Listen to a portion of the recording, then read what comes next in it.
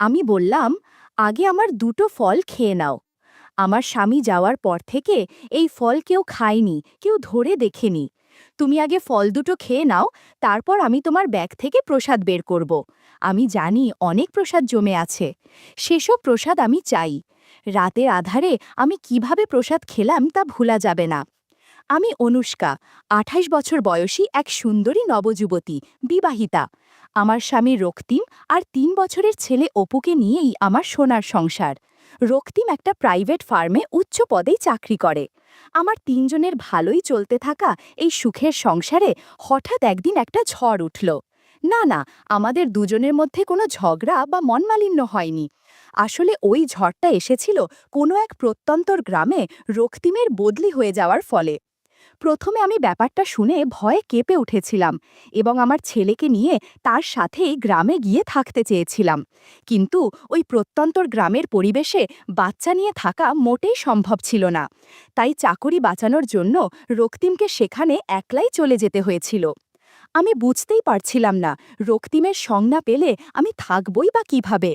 কোনো বিবাহিতা নবযুবতীর ক্ষেত্রে দিনের পর দিন, রাতের পর রাত স্বামী ছাড়া থাকাটা যে কতটা কষ্টকর আমি সহজেই অনুমান করতে পারছিলাম।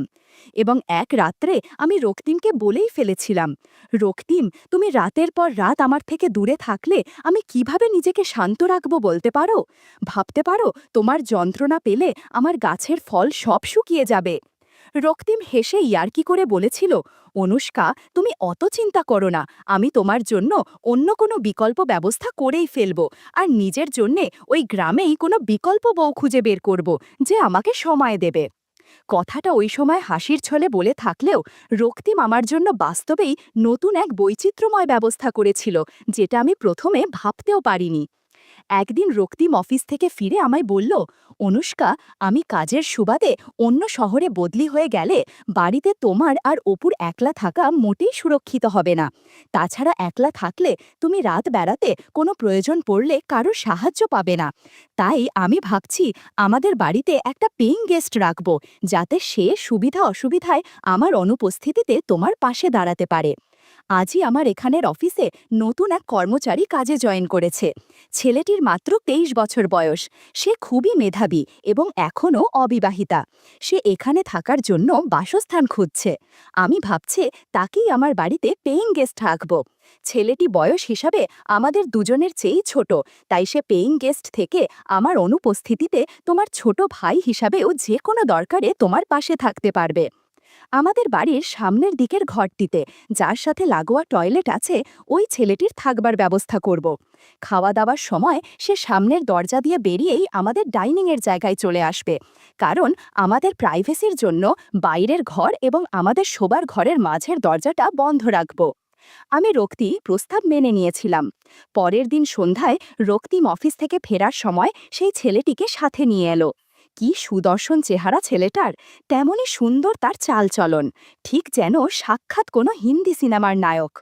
ছেলেটা প্রথম দেখাতেই যেন আমার মনের ভিতর জায়গা বানিয়ে নিল। আমার মনের ভিতর তার প্রতি একটা আকর্ষণ তৈরি হয়ে গেল এবং দুষ্ট বুদ্ধিও নাড়া দিতে আরম্ভ করল। আমি মনে মনে ভাবলাম, রক্তিমের অনুপস্থিতিতে যদি এই ছেলের সাথে সময় কাটাতে দারুণ হবে। হঠাৎ ওই ছেলেটারই ডাকে আমার যেন স্বপ্ন ভাঙল। ছেলেটা নিজেই অত্যন্ত মৃদু গলায় হাসি মুখে শুভেচ্ছা বিনিময় করে বলল, ভাবিজান, আমি জাহির খান, গতকালই এই অফিসে কাজে ঢুকেছি। রক্তিম স্যার নিজের বাড়িতে আমায় আশ্রয় দিচ্ছেন, তার জন্য আমি আপনাদের দুজনের কাছে ভীষণ কৃতজ্ঞ। আমার জন্য আপনাদের কোনো অসুবিধা না হয় সেটা আমি সবসময় খেয়াল রাখব। স্যার তো বাইরে চলে যাচ্ছেন, তাই ওনার অনুপস্থিতিতে আপনার যা কিছু প্রয়োজন হয় আপনি আমায় আদেশ করবেন, আমি সেটা করার চেষ্টা করব। ছেলেটার কথা শুনে আমার মনে অদ্ভুত অনুভূতি হলো। আরে, ছেলেটা তো তাহলে মুসলিম, ওর সাথে গল্প করলে মন্দ হবে না। ধ্যাত, আমি এসব কি ভাবছি, আমার নিজের ওপরেই লজ্জা হলো। রক্তিম জাহিরকে উষ্ণ অভিনন্দন জানিয়ে বলল, জাহির, তুমি আমার আর অনুষ্কার চেয়ে বয়সে অনেক ছোট, তাই তোমায় তুমি করেই বলছি। তুমি কিছু মনে করছো না তো? তোমার যখন যা কিছু প্রয়োজন হবে তোমার ভাবিজানকে বলে চেয়ে নেবে। এসো, তোমায় আমি তোমার ঘর দেখিয়ে দিচ্ছি। তুমি একটু ফ্রেশ হয়ে নাও, তারপর আমরা একসাথে বসে চা খাবো। আর হ্যাঁ, তুমি যখন অনুষ্কাকে ভাবিজান বলে সম্বোধন করছো, তখন তাকে আর আমায় আপনি না বলে তুমি করেই বলবে। সেটা আমাদের দুজনেরই অনেক বেশি ভালো লাগবে। সে ঘরে ঢুকে কিছুক্ষণের মধ্যেই নিজের সব জিনিসপত্র সুন্দরভাবে গুছিয়ে পোশাক পাল্টে নিয়ে ডাইনিং টেবিলে এসে বলল, ভাবিজান চা দাও। তখন জাহিরের পরনে ছিল পায়জামা এবং হাতকাটা পাতলা পাঞ্জাবি। আমি পরেছিলাম হাতাকাটা ব্লাউজ আর একটা শাড়ি। জাহির আসার সাথে সাথেই আমার 3 বছর বয়সী ছেলের সাথে ভাব জমিয়ে ফেলল এবং তার সাথে খেলা শুরু করে দিল। রাত্রিভোজনের পর জাহির আমাদের দুজনকে শুভরাত্রি জানিয়ে নিজের ঘরে চলে গেল। 2-1 দিনের মধ্যেই জাহির আমাদের সাথে ভীষণভাবে মিশে গেল। তাও রক্তিমের সামনে আমি জাহিরের সাথে যথেষ্টই দূরত্ব বজায় রাখতাম। খুব শীঘ্রই রক্তিমের স্থানীয় অফিস ছেড়ে নতুন জায়গায় বদলি হওয়ার সময় চলে এলো এবং একদিন সে আমাকে আর অপুকে ছেড়ে গ্রামে চলে যেতে বাধ্য হলো। কয়েকদিন আমার খুবই মন খারাপ লাগছিল, কিন্তু আস্তে আস্তে সময়ের সাথে আমি রক্তিমের অনুপস্থিতি সইয়ে উঠতে লাগলাম। রক্তিম চলে যাবার পর জাহির আর আমার মধ্যে বন্ধুত্ব আর ভরসা আরও অনেক বেশি বেড়ে গেল। জাহির অপুর খেলার সাথী হয়ে যাবার সাথে বাড়ির কাজেও আমাকে খুব সাহায্য করতে লাগলো। কিন্তু প্রতি রাতে বিছানায় শুইতে গেলেই আমার কেমন যেন মনে হতো, শুধু এপাশ ওপাশ করে ছটপাট করতাম। সেদিন সন্ধে থেকেই ঝিরঝির করে বৃষ্টি হয়ে চলেছিল। বৃষ্টির টুপটাপ শব্দ পরিবেশটাকে যেন অনেক বেশি রোম্যান্টিক করে তুলছিল। জাহির আমায় বলল, ভাবিজান তুমি কেমন যেন মনমরা হয়ে আছো। ভাইজান জানতে পারলে কিন্তু আমার ওপর ভীষণ রাগ করবে। শোনো, আজ রান্নার ছুটি। আজ আমরা 3জনে একটা সিনেমা দেখব, তারপর একটা ভালো রেস্টুরেন্টে ডিনার করব। আজ কিন্তু সব খরচ আমার, তুমি কোথাও কোনো টাকা দেবে না। আমারও এই পরিবেশে বাড়িতে থাকতে আর যেন ভালো লাগছিল না। তাই আমি জাহিরের প্রস্তাবে রাজি হয়ে ছেলেকে তৈরি করে নিজের পোশাক পাল্টে নিয়ে বেরোনোর জন্য তৈরি হয়ে গেলাম। সেদিন আমার পরনে ছিল জিন্সের প্যান্ট এবং টি শার্ট, যেটা সাধারণত আমি রক্তিমের সাথে বেড়াতে যাবার সময় পরতাম। এই পোশাকে আমাকে খুব মানায়। ওড়না পরি না বলে বেশি আকর্ষণীয় লাগে। জাহির আমার দিকে এক পলক তাকিয়ে মুচকি হেসে বলল, ওয়াও, কি ড্রেস দিয়েছ ভাবিজান, তোমায় তো একদম 20 বছরের নবযুবতী মনে হচ্ছে। আমি লজ্জা পেয়ে বললাম, আচ্ছা, ভাবিজানের রূপের অনেক গুণগান করেছ, এবার বাড়ি থেকে বের হও, তা না হলে সিনেমা আরম্ভ হয়ে যাবে। আমরা 3জনে মিলে একটা ক্যাবে সিনেমা হলে পৌঁছালাম।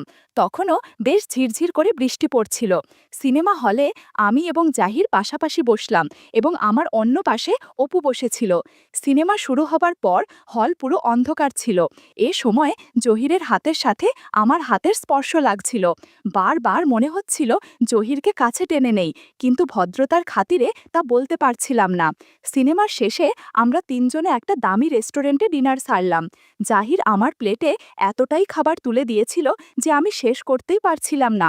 আমার অবস্থা দেখে জাহির বলল, ভাবিজান একদম জোর করে খাবে না, তুমি একদম চিন্তা করো না, আমি তোমার সমস্ত অবশিষ্ট খাবার খেয়ে নিচ্ছি। আমি সাথেই বাধা দিয়ে বললাম, না না জাহির, সেটা হয় না, তুমি কেন আমার এটো খাবার খাবে? প্রত্যুত্তরে জাহির মুচকি হেসে বলল, কেন ভাবিজান, দেওর কেন তার আদরি ভাবিজানোর প্রসাদ খেতে পারে না? আমি নিশ্চয়ই আমার সুন্দরী ভাবিজানের প্রসাদ খাবো। এই বলে জাহির জোর করে আমার এটো প্লেট থেকে কাবাবের উচ্ছিষ্ট অংশটা তুলে খেয়ে ফেলল। জাহির আমার উদ্দেশ্যে দুটো বিশেষণ ব্যবহার করেছিল, আদুরি আর সুন্দরী। এই দুটো শব্দ তার মুখ থেকে কি অজান্তেই বেরিয়েছিল, নাকি সে কোনো ইঙ্গিত দিয়েছিল? জাহিরের এই সম্বোধন দুটি আমার মনটাকে অস্বস্তিতে ফেলে দিচ্ছিল। ডিনারের শেষে ক্যাব ভাড়া করে আমরা 3জনে বাড়ি ফিরে এলাম এবং নিজেদের ঘরে ঢুকে গেলাম। তখনও বেশ ঝমঝমিয়ে বৃষ্টি পড়ছিল, তার ফলে কেমন যেন একটা তামের পরিবেশ সৃষ্টি হয়েছে। আমার পাশেই আমার ছোট্ট অপু ক্লান্ত হয়ে গভীর ঘুম দিচ্ছিল, অথচ আমার চোখে ঘুম চলে গেছিল এবং মনের মধ্যে দুটো শব্দ, আদুরি আর সুন্দরী, বারবার নাড়া দিচ্ছিল। আমি আমার আর জাহিরের ঘরের মাঝের বন্ধ দরজাটার দিকে তাকালাম। এই দরজাটার ওপারেই জাহির আছে। ভাবলাম জহির কি করছে একটু দেখা দরকার। তখন আমার পরনে ছিল নাইটি। ওই অবস্থাতেই আমি মাঝের দরজার কাছে গিয়ে ছিটকিনিটা নামিয়ে কপাট দুটো খুললাম। জাহিরের ঘরের ভেতরের দৃশ্য দেখে আমার চোখ কপালে উঠে গেল। জাহিরের ল্যাপটপটা চলছিল। ল্যাপটপের স্ক্রিনে আমার ফেসবুকের প্রোফাইল ছবিটা ভাসছিল, আর জাহির সেই দিকে তাকিয়ে অদ্ভুত আচরণ করছিল। আমি আর চুপ করে দাঁড়িয়ে থাকতে পারিনি। গুটি গুটি পায়ে এগিয়ে গিয়ে আমি জাহিরকে বললাম, জাহির, তুমি একবারও মুখ ফুটে তোমার মনের কথাটা আমায় বলতে পারলে না? জাহির আমার সহসা আক্রমণে পুরো ভ্যাবাচাকা খেয়ে ভীষণ ভয় পেয়ে সাথে সাথেই নিজেকে গুছিয়ে আমতা আমতা করে বলল, না না, ভাবিজান, তুমি কিছু মনে করো না, আর ভাইজানকেও যেন এ বিষয়ে কিছু বলো না, প্লিজ তুমি আমায় ক্ষমা করে দাও, আমি আর কোনোদিন এমন করব না। আমি মুচকি হাসি দিয়ে বললাম, শোনো, প্রথমত এই সময় আমি তোমার মুখ থেকে ভাবিজান শুনতে চাই না, অনুষ্কা শুনতে চাই। দ্বিতীয়ত, আজ আমি সিনেমা হলে তোমার পাশেই বসেছিলাম, তুমি অন্ধকার থাকা সত্ত্বেও আমার কানে কানে তোমার মনের ইচ্ছেটা বললে না কেন? তুমি যদি আমায় এতটুকুও জানাতে তাহলে মাই আর বাধা দিতাম না, কিন্তু কেন আর কিসের ভয়ে তুমি আমার দিকে একটাও পা এগোতে পারলে না? শোনো, তুমি যেটা ছেলে হয়েও বলতে পারলে না, আমি মেয়ে হয়েই বলছি, আশীর্বাদের প্রসাদ আমি নিতে চাই। এই প্রসাদ পেলে আমি নিজেকে ভাগ্যবতী মনে করব। তাও জাহির আমায় বলল, না না অনুষ্কা, এটা ঠিক হবে না, ভাইজান জানতে পারলে আমায় শেষ করে দেবে। আমি বিদ্রূপ করে বললাম, ও, ভাইজান মানে রক্তিম, সে তো এখন ২০০ কিলোমিটার দূরে আছে, সে ১ মাসের আগে আসতেও পারবে না, আর আমি এতটা বোকা নই যে তাকে ফোন করে তোমার আমার সম্পর্কটা জানাবো। তুমি শুধু গাছের ফল খাবে আর আশীর্বাদ করবে, আমি তোমার আশীর্বাদের প্রসাদ নিতে চাই। বন্ধুরা, তোমরা বুঝেছ তো কিসের কথা বলছি? আমার কথা শুনে জাহিরের ভয় কমে গিয়ে মুখে হাসি ফুটল। বললাম, আগে দুটো ফল খেয়ে নাও, রক্তিম যাওয়ার পর থেকে এই ফল কেউ খায়নি, কেউ ধরে দেখেনি। তুমি আগে ফল দুটো খেয়ে নাও, তারপর আমি তোমার ব্যাগ থেকে প্রসাদ বের করব। সেদিন রাতে জহির ঘণ্টাখানেক আশীর্বাদ করেছিল আর অনেক প্রসাদ দিয়েছিল। আমি জহিরকে বললাম, আজকের মতো এখানেই থাক, আবার কাল আশীর্বাদ করো, কেমন? পরের দিন ভোরে আমি যখন উঠলাম, জানালার ফাঁক দিয়ে কোমল আলো ঘরে ঢুকছিল। ঘড়ির কাঁটা তখন ৬টা ছুঁই ছুঁই, কিন্তু আমার ঘুম ভাঙল অনেক আগেই, কারণ রাতের স্মৃতি যেন এখনও বুকের ভেতরে কাঁপছিল। জাহির তখনও পাশের ঘরে, আমি জানতাম, তবুও মনে হচ্ছিল সে আমার খুব কাছেই আছে। রান্নাঘরে ঢুকে চা বসালাম। কাপে ধোঁয়া ওঠা চা ঢালতে ঢালতে আমার মনে হচ্ছিল আজকের দিনটা যেন সাধারণ হবে না। গত রাতের কথা ভেবে আমার ঠোঁটের কোণে অজান্তেই হালকা হাসি ফুটে উঠছিল। কিছুক্ষণ পর জাহির ঘরে এলো, মুখে এক অদ্ভুত লাজুক কিন্তু উজ্জ্বল হাসি। আমি চা এগিয়ে দিয়ে মজা করে বললাম, কি হলো, ভোরবেলা এত চুপচাপ কেন? সে লাজুকভাবে নিচে তাকিয়ে শুধু বলল, অনুষ্কা, আমি ভাবিনি তুমি আমায় এতটা সাহস দেবে। আমি মিষ্টি গলায় বললাম, সাহস তো আমি শুধু শুরুতে দিলাম, বাকিটা তোমার নিজের ভেতরের শক্তি। আমার কথা শুনে তার চোখে একটু উজ্জ্বলতা এলো। চা খাওয়া শেষ হতেই আমি বললাম, চলো বাগানে যাই, সকালবেলার হাওয়া আজ বেশ সুন্দর। আমরা দুজন উঠোন পার হয়ে বাগানে গেলাম। কচি রোদ আর হালকা শিশির মাখা ঘাস পায়ের নিচে ভিজে ভিজে লাগছিল। আমি একটা আম গাছের নিচে দাঁড়িয়ে হঠাৎ বললাম, জাহির, জানো তো, কাল রাতের মতো মুহূর্ত বারবার আসে না, কিন্তু যদি তুমি চাও আমরা প্রতিদিন একটু একটু করে সেই অনুভূতিটা বাঁচিয়ে রাখতে পারি। জাহির একটু কাছে এসে দাঁড়ালো, তার চোখে আবার সেই দ্বিধা দেখা দিল। আমি মৃদু হেসে বললাম, আবার ভয় পাচ্ছ? ভয় পেও না, আমি আছি। তারপর আমি একটা আম ছিঁড়ে এনে তার হাতে দিলাম। বললাম, দেখো, এই ফলের মতো জীবনটা মিষ্টি হতে পারে যদি আমরা চাই। জাহির আমটা হাতে নিয়ে আমার চোখে তাকালো, আর সেই মুহূর্তে তার ভেতরের বাঁধন যেন খুলে গেল। আমরা দুজনেই গাছের ছায়ায় বসে গেলাম।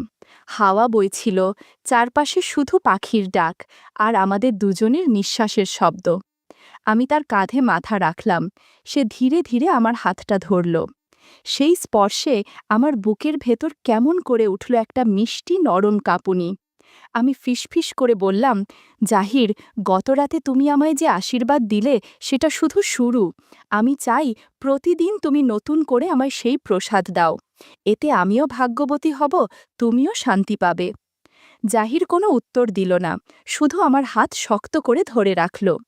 তার চোখে স্পষ্ট ছিল সে আজ নিজের ভেতরের ভয়টা পুরোপুরি হারিয়েছে। বাকি দিনটা যেন অন্য রকম হয়ে গেল। আমরা দুজন কাজের ফাঁকে ফাঁকে চোখাচোখি করছিলাম, ছোট ছোট ইঙ্গিতে একে অপরকে বুঝিয়ে দিচ্ছিলাম। সন্ধ্যা নামতেই আমার ভেতরে আবার অদ্ভুত এক প্রতীক্ষা তৈরি হলো। আজ রাতটা অন্য রকম হবে।